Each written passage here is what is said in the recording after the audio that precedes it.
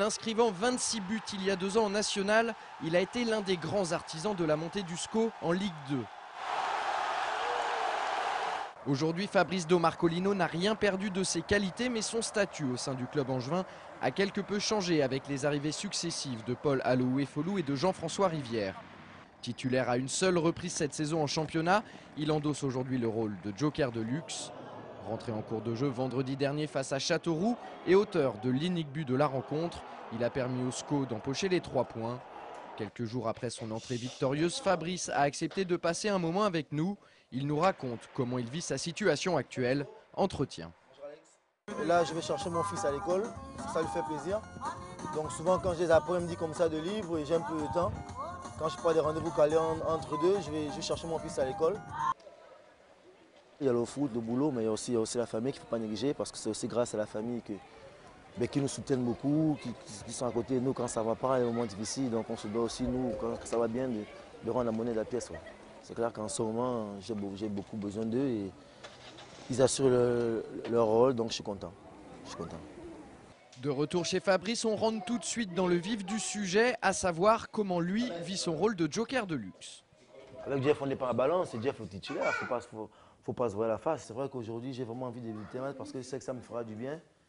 Et je sais que je peux apporter à l'équipe, parce que je me sens bien cette année, je me sens vraiment mieux que l'année dernière.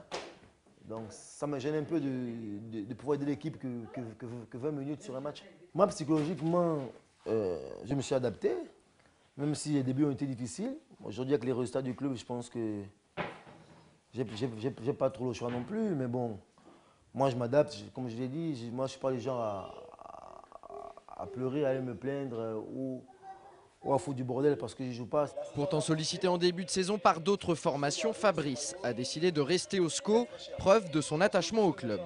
Il se revendique clairement angevin et aimerait continuer à évoluer en Anjou la saison prochaine.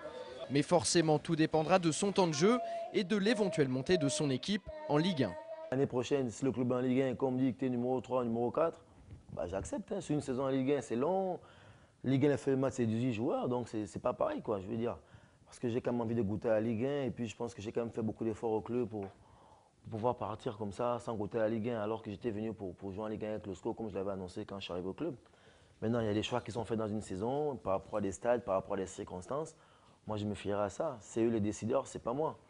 Mais c'est vrai que numéro 3 ou numéro 4 dans une saison en Ligue 2, je réfléchirai. Je réfléchirai par rapport aux propositions que j'aurai à côté. Ouais.